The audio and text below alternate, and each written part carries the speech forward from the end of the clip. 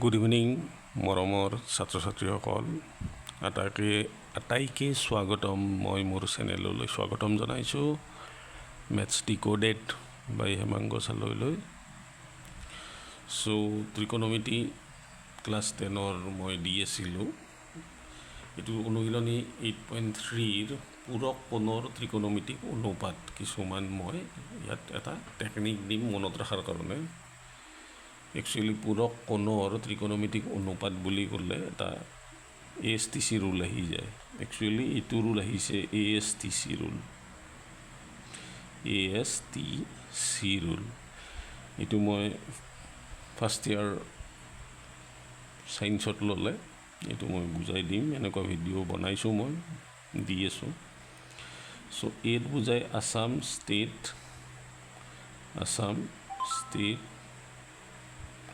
Transport corporation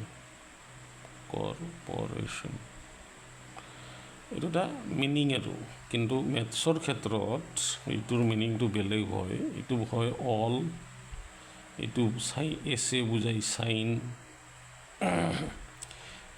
T বুজাই ten আৰু C বুজাই কছ এনেকুৱা ভিডিঅ' মই দি থাকিম কিন্তু মই যিহেতু ক্লাছ 10 পাইছা 10ত ইমান বেছি নালাগে ইমান বেছি ইয়াত কি কৰিম কেনেকৈ বুদ্ধি কৰিম এইটো মনত কেনেকৈ ৰাখিম মই এইটো এটা সৰু আইডিয়া এটা দিম ভাল লাগিলে লাইক কৰিবা শ্বেয়াৰ কৰিবা ছাবস্ক্ৰাইব কৰিবা sin 90 degree minus a cos 90 degree minus a and tan 90 degree minus a cosec 90 degree minus a sec 90 degree minus a cot 90 degree minus a থাকিলে কি হ'ব সাইন থাকিলে তোমালোকে কি কৰিবা 90 ডিগ্ৰী যদি থাকে সাইনৰ ঠাইত কি লিখিব পাৰি কস আৰু ইয়াত কস আছেতো কসৰ ঠাইত লিখিব পাৰি সাইন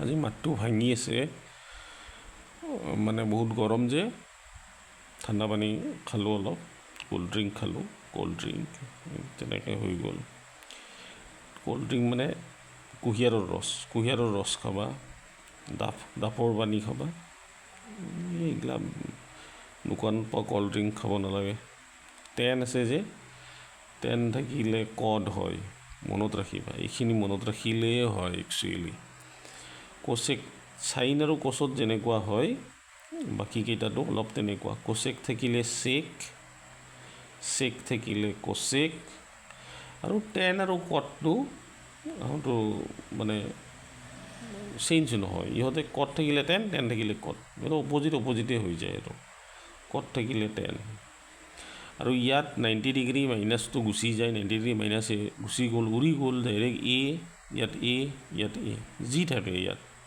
যদি বি থাকিলে হয় বি লিখিলোঁ হয় চি থাকিলে চি পি থাকিলে পি লিখিলোঁ হয় চেকে কোচেকে টেনে চোৱা মিলাই চোৱা কিতাপত আছে কিতাপত এনেকুৱাকৈ আছে এবাৰ দেখুৱাই দিলোঁ এইটো সাইন থাকিলে কছ থাকিলে সাইন টেন থাকিলে কট থাকিলে টেন চেক থাকিলে কোচেক থাকিলে চেক বুজিব ভাল বহুত সহজ কেনেকৈ হ'ল মই বুজাই দিয়া নাই কিন্তু কমেণ্টছ কৰিবা যদি লাগে থিয়ৰী মই দি দিম থিয়ৰিকেলি জানিব লাগে বস্তুবিলাক ক্লাছ 10ত ইমান সময় নাথাকে এইকাৰণে ইমানখিনি কোৱা নাই আৰু ঠিক আছে যদি এইখিনি হৈছে তেনেহ'লে নালাগে যদি হৈছে তেনেহ'লে আমি এইটো এক্সাম্পল এবাৰ এটা চাব পাৰোঁ ধৰা এইটো দি দিলে টেন 65 ডিগ্ৰী কট 25 ডিগ্ৰীৰ মান উলিওৱা মান উলিয়াব লাগিলে আমি কি লিখিম ইয়াত 10 লিখিম হৈ গ'ল ব্ৰেকেটত কিবা লিখিম আৰু ইয়াত কট লিখিম ব্ৰেকেটত কিবা লিখিম এতিয়া ব্ৰেকেটত কি লিখিম মই সেইখিনি বুজাই দিওঁ তোমালোকে কি কৰিবা 90 ডিগ্ৰীৰ পৰা 65 মাইনাছ কৰিবা 90 ডিগ্ৰী 65 ডিগ্ৰীটো লিখি থাকিব নালাগে আৰু 90ৰ পৰা 25ও মাইনাছ কৰিবা বা নকৰিলেও কথা নাই আমি এটা কাম কৰিম তলৰখিনি চেঞ্জ নকৰিবা ইয়াৰে যিকোনো এটা চেঞ্জ কৰিলে হ'ল দুয়োটা যদি চেঞ্জ কৰোঁ তেতিয়াহ'লে কিন্তু ৰিজাল্ট নাপাম ঠিক আছে মই এইটো কেনচেল কৰি দিলোঁ প্ৰথমে মই ভাবিছিলোঁ যে দুয়োটা চেঞ্জ কৰি দিম, কিন্তু নালাগে, আমি ওপৰৰটো চেঞ্জ কৰোঁ, তলৰটো আমি চেঞ্জ নকৰোঁ। ঠিক আছে। চ' 90ৰ পৰা এই 65 মাইনাছ কৰা কিমান পাবা? 25 পাবা। মাইনাছ কৰিছোঁ, বিয়োগ অংক জানো নহয় আমি, 25। চ' আমি ইয়াত কি লিখিম? 90 ডিগ্ৰী মাইনাছ 25। মানে ইয়াৰ অৰ্থটো হ'ল 90ৰ পৰা 25 মাইনাছ কৰিলে আমি কিমান পাম? 65 পাম নে নাপাম?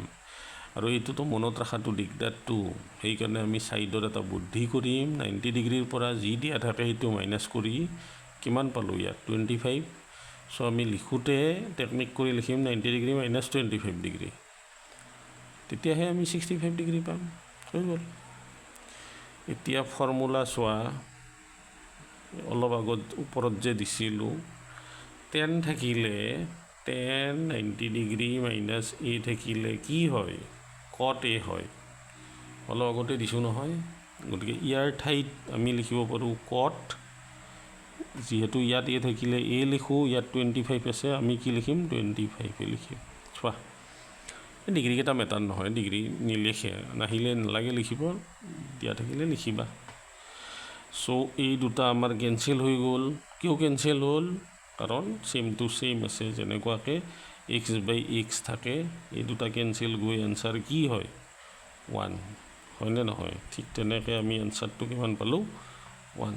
চ' ইয়াৰ এনচাৰ কিমান? 1 হৈ গ'ল। চাই লওঁ এবাৰ। মই পুনৰাই আলোচনা কৰিম।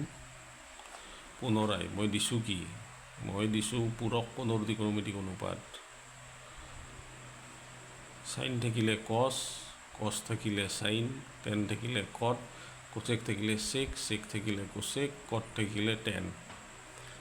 ঠিক আছে।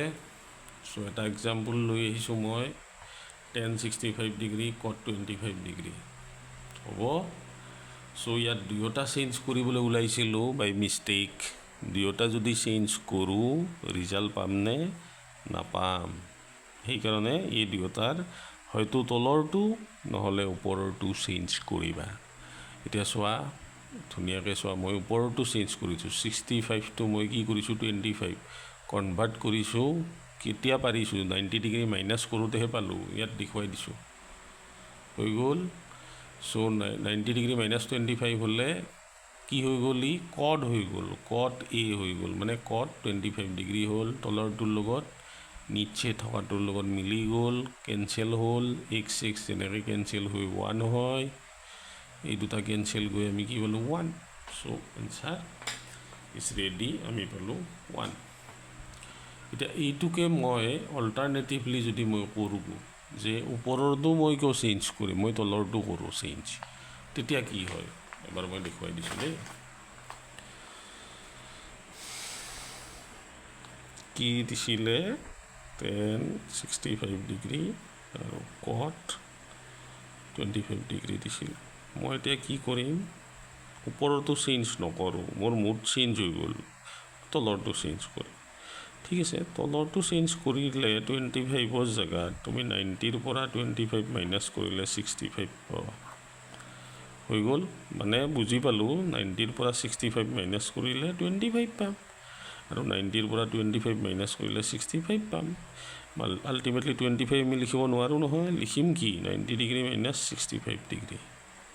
চোৱা, হৈ গ'ল। ওপৰৰটো ছেইম থাকিল, কোনো চেঞ্জ নাই। তলৰটো আমি জানো cot 90 ডিগ্ৰী মাইনাছ a মানে কি? tan a। look at this, tan a। চ' আমি লিখিম tan, কিন্তু ইয়াত a মানে a লিখিছোঁ, ইয়াত 65 মানে 65 ডিগ্ৰী। এতিয়া দুয়োটা cot আগতটোত আছিল, এইটোত পালোঁ tan। চ' একেই কেঞ্চেল গ'ল, ৰিজাল্ট কিমান? 1। চ' এনচাৰ কিমান? 1। এতিয়া তোমালোকে মৰমৰ ছাত্ৰ ছাত্ৰীসকল, তোমালোকে দুয়োটা মেথড চাবা, দুয়োটা ৰিজাল্ট একে পাবা। আমি গণিত কেতিয়াও মনত নাৰাখোঁ, মুখস্থ নকৰোঁ, টেকনিকটো মনত ৰাখোঁ, টেকনিকটো মুখস্থ কৰোঁ আমি। ঠিক আছে, গতিকে পৰীক্ষালৈ বেছি দিন নাই, হয়তো মাজতে 5 মান্থ বাকী আছে। তাতো আমাৰ পূজা, ৰাস, বিয়া, বিহু আৰু প্লাছ বেমাৰ আজাৰৰো কথা আছে। গতিকে তোমালোকে চিনচিয়াৰলি পঢ়া, বেছি দিন নাই। গতিকে আটাইকে শুভেচ্ছা জনাইছোঁ। আগন্তুক মেট্ৰিক পৰীক্ষা আহি আছে নহয় জানো? গতিকে তোমালোকে ছাবস্ক্ৰাইব কৰিবা। ইম্পৰ্টেণ্ট কুৱেশ্যন মই দিয়া আৰম্ভ কৰিম মোটামুটি আফটাৰ 2 মান্থছ পিছত। চ' এইবিলাক চাই থাকিবা আৰু ছাবস্ক্ৰাইব কৰিবা, শ্বেয়াৰ কৰিবা যিমান পাৰা সিমান। চ' ঠিক আছে, থেংক ইউ।